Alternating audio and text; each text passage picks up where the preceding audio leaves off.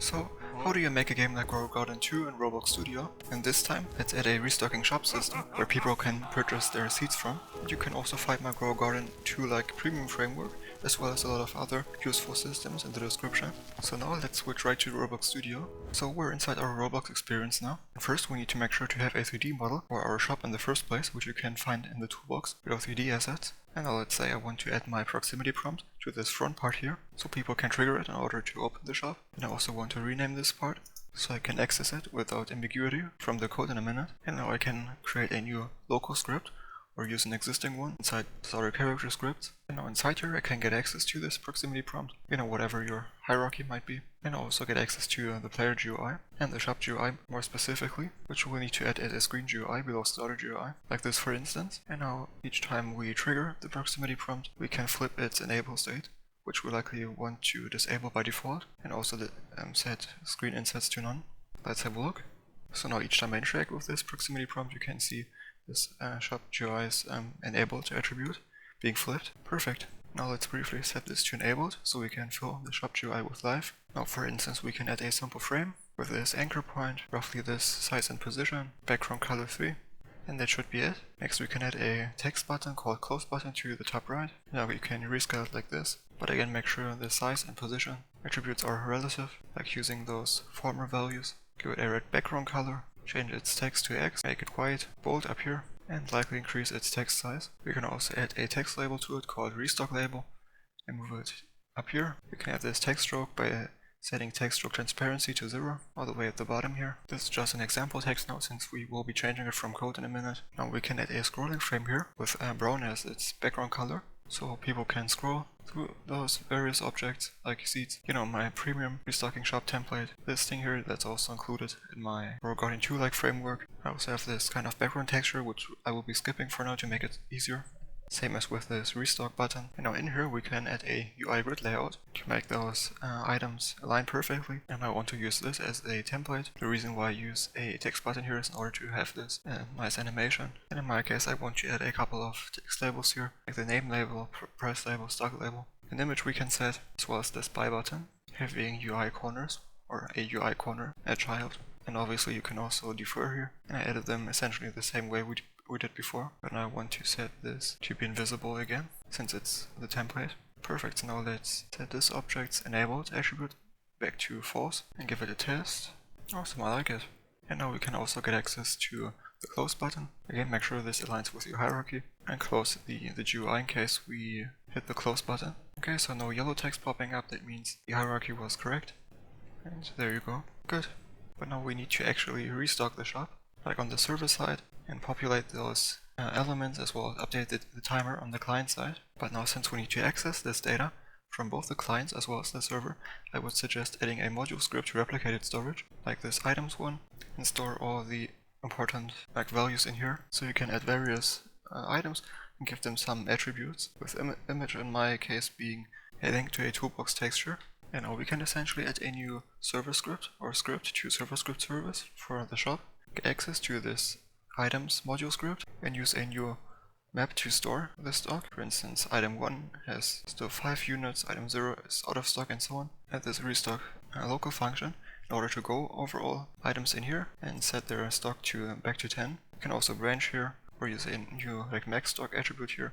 In my premium framework I actually use 2 module scripts, like one for each shop, one for the items, so I can, in case I want to add multiple shops, I can have different values there for each of them. And when it comes to this restock time, we will need to calculate the remaining time on the client side. I would suggest you going with an integer value. We could also store below replicated storage, get access to it here, and then each time when restocking, change it to the current time plus 5 minutes for instance, and then we restock the shop at the very start, and also once every 5 minutes or whatever you want to go with. Let's have a look and change this to 10 just for testing.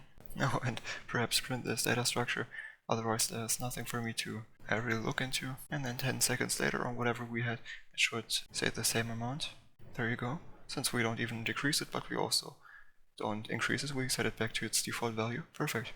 And now let's start with this for now. Keep it simple. Now here we can get access to this int value the same way, and each second as an example. We can calculate the remaining seconds and format the time using this pretty much standard function and change the time label text. We also need to get access to up here.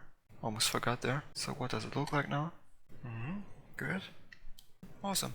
Now how to populate this thing? And, in order to retrieve the stock data, like this data structure here in the first place, we will have to use a remote function. So you can add a remote function like this to replicated storage again, get access to it, and connect it like so. So all it does is return, like send back the stock data structure. Okay, so now back inside the client script, we can get access to the remote function the same way, as well as the items table, so we can read those attributes from there. And then, for instance, each time after opening the shop, like triggering the proximity prompt, you can remove all the existing entries, unless it's the grid layout or this template here, which you also need to get access to beforehand. There you go. And then access these children here and set the text to, like the name labels text, to this name attribute, same as with the price text and the image. And when it comes to the stock, we go with whatever the server gives us. Remember, this is the very structure we went with in here, and also in here with this example. Let's find out whether it works or not. Okay, so wrong name here. It's only yellow if we use wait for child here, because then we just wait infinitely. What about now? So no items in stock? No, I don't think so. So let's have a look. For instance, by printing this. Okay, so transmit it correctly. Right. Since the template is invisible by default, we need to make sure, like after cloning it, to set it to visible again, like this. And as an example, we can also connect new code to the buttons, activated event like this for testing. So that's better now. You can also change this text to stock : blank and number. How do we purchase items when clicking this now? Let's figure out how to do that next.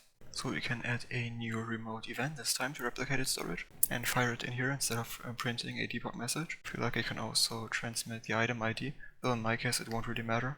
Like, I will just grant the player the same item and get access to it beforehand, like we always do. And now we can do the same thing on the server, get access to the event and connect to it like so. Events can be connected multiple times, like across different scripts. This is transmitted automatically, and this thing you don't really use when it comes to distinguish between different item types, like seed types, but we use it to make sure the right item is still in stock and decrease it if applicable, and cancel in case the player's balance is too low. We can also pull the price from here, and then we add a new seed tool to the player's backpack. I kind of mirrored this one here, we have as a standard item, in case you've been watching this series. If you want to look this up again, I will be linking it at the top right. And now if you want to update this right away after making a purchase, one easy way to do this would be to extract all of this, put the function's name in here, and also just have the function call itself, if you will, after 100 milliseconds or whatever, and hope it will suffice essentially. So let's give this another try. Good. Oh well, let's see. Right, so when it comes to triggering this proximity prompt, let's stick to this simple intermediate function and just set the GUI to be enabled, since we got a close button anyway, and then update the GUI once afterward. And the reason why frame didn't work here is because our template is a text button. There you go. Oh, and don't forget to remove this again. Yeah, that's better. Saved. Yes, it seems so. Also restock. And if you like, you can also have the shop GUI update once we reach 0 seconds remaining restock time, and actually decrement the player's balance. And oh, okay.